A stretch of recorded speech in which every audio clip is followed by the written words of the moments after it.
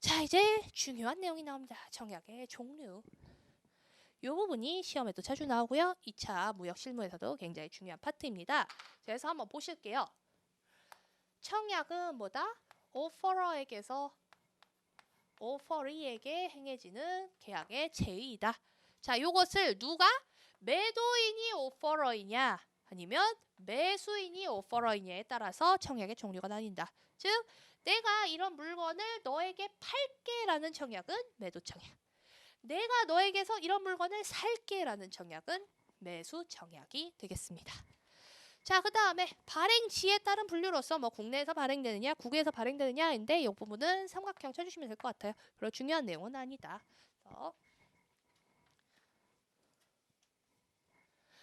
그다음에 여기가 중요하죠. 확정 유무. 자, 별표 쳐주세요.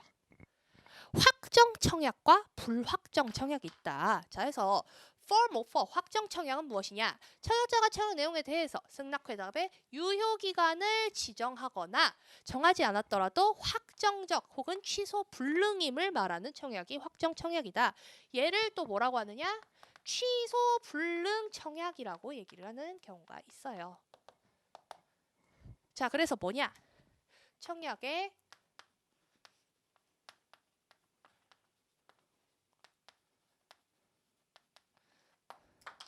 확정 청약이 있을 때에는 나의 청약은 뭐 예를 들어서 5월 30일까지 너의 승낙이 오는 경우에 유효하다라고 얘기를 했다. 그러면 그 청약을 날리고 나서 승낙자가 5월 28일에 승낙이 도착을 했어요. 그러면 어떻게 한다? 그 청약 내용 그대로 계약이 성립되는 것이 확정 청약이다라는 거고요. 불확정 청약은 무엇이냐? 내가 청약은 맞아요. 청약은 맞지만 승낙이 오기 전에 청약이 취소될 수 있거나 내용이 변경될 수 있는 것이 바로 불확정 청약이다라는 거예요. 그래서 form offer와 free offer 불확정 청약. 그래서 내용 보시면요. 청약 시에 승낙의 유효 기간이나 확정적이라는 표시가 없는 청약으로서 승낙을 발송하기 전까지 철회나 변경이 가능한 것이 불확정 청약이다라는 거예요. 그리고 CISG 16조 2항에서 이러한 확정 청약의 요건에 대해서 얘기를 하고 있습니다. 그래서 확정 청약이 되려면 어떻게 해야 한다? 청약 자체에 언제까지 너가 승낙을 하면은 우리는 계약을 이 내용대로 성립할 것이야 라는 그러한 유효기간을 명시를 하거나 혹은 이 유효기간이 없어요. 내용에 유효기간은 없지만 나는 너에게 요 내용 그대로 취소 불능하게 청약을 해줄게. 계약을 성립해줄게 라는 의사 표시가 있으면은 아니면 그 자체에 이거는 취소 불능 청약임이라고 명시를 하고 있다라고 하면 그것은 뭐다? 취소 불능 청약, 확정 청약으로 간주를 한다라는 거예요. 그래서 16조 2항과 같이 확정 유무에 따른 분류를 봐주시면 되겠습니다. 자, 확정 유무에 따른 분류. 그 다음에는 뭘 얘기를 하냐? 교차 청약과 대응 청약이라는 내용이 나옵니다. 자, 근데 이 교차 청약과 대응 청약 중에 대응 청약은 승낙과 같이 이해를 해주셔야 돼요. 자, 그래서 대응 청약이 뭐냐? 오퍼러가 오퍼를 행했을 때 상대방 오퍼리는 뭘 해야 한다? 오퍼러에게 액셉턴스 승낙을 해주어야 비로소 계약이 성립된다라는 거예요. 근데 승낙은 어때야 한다? 이 오퍼의 내용 그 자체를 완전하고 정확하게 똑같이 반영을 하고 있어야 한다라는 것이 사실 원칙이지만 어떻게 할 수 있다? 내가 너한테서 청약을 받았는데 내가 가격도 좋고 수량도 좋아. 근데 이거 선적 조건은 마음에 안 들어. 선적 조건 좀 바꿀까? 혹은 내가 네 물건도 좋고 선적도 다 좋고 다 보험도 괜찮은데 가격 좀만 깎아주면 안 되겠니? 이렇게 중요한 내용에 대해서 어떠한 플러스 알파를 modify 수정해서 승낙을 해오는 경우가 있습니다. 이렇게 어떠한 내용이 덧붙은 승낙을 보통 뭐라고 보느냐? 대응 청약 혹은 반대 청약으로 보는 경우가 있다라는 거예요. 그래서 뭐예요? 요 자체는 어떠한 플러스 알파를 붙임으로 인해서 이건 승낙이라고 보기 어렵고 뭘로 본다? 새로운 청약으로 본다라는 것이 어떠한 반대 청약의 내용이다라고 보시면 되겠습니다. 그래서 카운터 오퍼고요. 카운터 오퍼 청약자의 청약에 대해 피청약자가 내용의 일부를 추가, 제한, 변경해오는 등 새로운 조건을 제시해오는 청약을 말한다. 그리고 그거를 뭐로 어떻게 보느냐? CISG 19조에 의해서 원청약에 대한 거절, 즉 오퍼러가 기존에 행한 오퍼리에 대한 청약에 대한 거절로 보고요. 그 자체로 새로운 청약을 구성한다라고 CISG에서는 해석을 하고 있다라는 거예요. 그래서 반대 청약 이렇게 보시면 되겠고요. 그다음에 교차 청약은 무엇이냐? 크로스 오퍼해서 굉장히 우연의 일치예요. 나는 너한테 이런 물건을 팔고 싶어. 나는 너한테 이런 물건을 사고 싶어. 근데 내용이 동일했다. 근데 원칙적으로 형식적으로는 청약과 청약만이 왔다 갔다 한 거기 때문에 이걸 과연 승낙으로 볼 수 있을 것이냐 없을 것이냐라는 점에서 민법 대륙법계에 속하는 우리의 민법과 영미법의 그러한 의견이 차이가 나고 있습니다. 영미법은 뭐냐? 이 영국 쪽에서 발생된 법이고요. 대륙법은 왜 대륙법이라냐? 영국과 분리된 요 유럽 대륙 쪽에서 발전되어 온 법리를 대륙법이라고 일반적으로 보는데요. 이 영국법은 보통 사례를 중심으로 발전을 해왔고요. 요 대륙법 같은 경우에는 명확한 법리를 적어놓은 성문법을 중심으로 발전을 해왔다라고 이해를 해주시면 되겠습니다. 근데 이 대륙법과 영미법 사이에 어떠한 특정한 법률적인 상황 혹은 어떠한 내용을 보고 해석을 달리하는 경우가 간혹 있다라는 거예요. 그러한 것 중에 하나가 뭐다? 교차 청약에 대한 이해다. 해서 원칙적으로 보면은 아니 오퍼러가 있고 오퍼러가 있는 거지 않냐. 여기에서 누가 승낙의 의미를 했니? 단순 청약과 청약이 있던 상황이잖아. 그래서 영미법에서는 어떻다? 이거를 인정하지 않아요. 교차 청약과 교차 청약이 왔다 갔다 한 것만으로는 계약의 성립을 인정하지 않는 것이 영미법이고요. 대륙법은 어떻다? 어쨌든 내용이 동일하지 않느냐. 승낙을 하든 안 하든 간에 얘도 나한테 똑같은 내용을 얘기했고 쟤도 나한테 똑같은 내용을 얘기했으면 그건 계약이 있는 것으로 봐야지 라고 하는 것이 대륙법적 입장이다. 그리고 우리나라 민법은 일반적으로 대륙법적 입장을 따라가고 있습니다.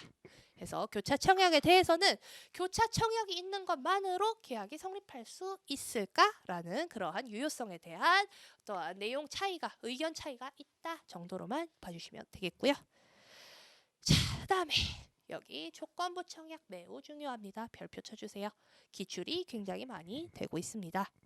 자, 해서 조건부 청약은 뭐냐? 컨디셔널 오퍼다라고 해서 오퍼 자체에 어떠한 플러스 알파의 조건이 붙어있는 청약들을 의미합니다.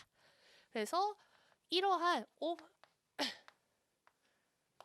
조건부 청약은 이것이 과연 확정 청약으로 볼 수 있을지 이게 단순한 청약의 유인은 아닌지 그러한 효력에 대한 의구심을 한 번쯤 제기를 해야 하는 부분이 있습니다.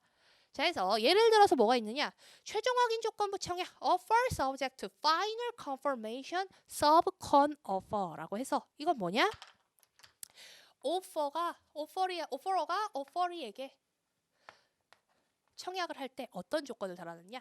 너가 비록 승낙을 해와도 그 승낙 부분에 대해서 내가 확인을 해야 계약은 성립될 거야 라는 조건을 붙이고 있다라는 거예요. 그럼 어떻게 돼요?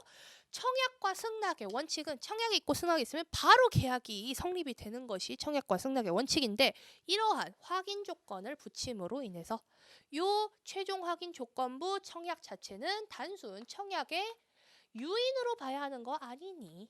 라는 의견이 있습니다. 그래서 최종 확인 조건부 청약은 청약의 유인이고 이렇게 그 청약의 유인에 대한 승낙이 청약이며 거기에 대한 최종 확인이 승낙이다라고 이해를 하는 경우가 있어요. 그래서 최종 확인 조건부 청약은 청약의 유인의 일종으로 본다라고 해주시면 되겠고요. 그래서 예시 보시면은요. We have received your inquiry of August 20 and are today offering you the following item subject to our final confirmation. 우리가 최종 확인을 하는 청약을 너에게 하고 있다라는 예시를 들고 있죠. 그래서 최종 확인 조건부 청약 그 효력에 대한 내용을 확인을 해주셔야겠고요. 재고 잔류 조건부 청약 offer subject to being unsold 뭐예요? 재고가 내가 물건이 있는데 물건이 한 100개가 남아 있어요. 요거에 대해서 누구에게 A, B, C, D한테 청약을 날립니다. 자, 나 100개 물건 있다. 나는 너에게 이거를 얼만큼에 팔게 라고 청약을 하는데 중요한 거 뭐다? 플러스 알파. 내가 지금 100개가 남아있는데 너네가 나에게 승낙을 했을 때에 100개 중에 일부가 남아있을 경우에 한해서만 내가 너한테 계약 성립을 하겠다라는 조건을 달고 있는 것이 재고잔류 조건부 청약이 되겠고요. 비슷한 것이 뭐다? 선착순 매매 조건부 청약 offer subject to prior sales라는 거예요. 해서 재고가 남아있을 경우에만 계약이 성립된다. 혹은 미리 온 사람에게만 계약이 성립된다라는 이러한 것 또한 불확정 청약의 일부다라고 봐주시면 되겠습니다. 왜냐? 확정적으로 청약이 체결되지 않기 때문에. 그 다음에 점검 매매 조건부 청약 offer on approval. 이건 뭐냐? 우리 방문 판매 혹은 안마 의자 판매할 때 어떤 식으로 하냐면요. 자, 일단 한번 써봐 라는 거죠. 청약을 할 때 자, 물건을 일단 너가 가져가서 한 2달 써봐. 2달 써보고 괜찮아? 괜찮으면은 그때 가서 나한테 돈을 줘 라는 것이 점검 매매. 가져가서 상품을 직접 봐보고 거기에 대해서 액셉턴스를 해라는 그러한 조건을 달고 있는 것이 점검 매매 조건부 청약이에요. 그래서 청약과 함께 견본을 보내면 비청약자가 견본을 사용해 보고 승낙할 것을 조건으로 하는 것이다. 그리고 반품 허용 조건부 청약 offer on sale or return이라고 해가지고 이건 뭐냐? 이만큼의 물건을 보내고 이 중에서 판매된 것에 대해서만 계약이 성립한 것으로 보고 판매되지 않은 것은 뭐다? 반품하는 것이 조건부 청약이다. 해서 약간의 효력 차이가 있는 것이 재고잔류 조건부 청약과 선착순의 조건부 청약은 이것은 그 자체로 확정 청약으로 보기 어렵다라는 입장이 많습니다. 왜냐? 승낙을 하더라도 물건이 있어야만 계약이 성립이 되기 때문에. 하지만 점검매매 조건부 청약과 반품허용 조건부 청약은 그 자체로 너의 승낙이 있으면은 판매된 물건 혹은 너가 사용하려는 그 물건에 대해서는 계약이 성립된 거기 때문에 얘네는 확정 청약으로 볼 수 있다라는 입장으로 보시면 되겠습니다. 그래서 조건부 청약 부분은 이 각각의 개별에 대한 내용 이해도 중요하지만 청약의 확정 청약과 불확정 청약으로서의 그 효과에 대한 의구성까지 같이 이해를 해주셔야겠습니다. 그래서 얘네는 어떤 식으로 문제가 나오느냐? 이렇게 문장을 줘요. 1번 문장 이렇게 주고 얘는 어떤 청약이냐라고 하면은 이거는 subcon offer다. 혹은 나는 너에게 책을 100권 팔 건데 이거는 뭐 그래 청약은 sale or return이야. 너가 100권 중에 판매한 거는 그대로 계약이 성립된 걸로 보고 아닌 건 우리한테 반품해. 오케이 반품 허용 조건부 청약 이런 식으로 문제를 봐주시면 되겠어요. 해서 이런 조건부 청약은 처음에는 좀 낯설 수 있지만 문제를 여러 개 풀어보다 보면은 금방 풀어낼 수 있는 부분이다라고 보시면 되겠습니다.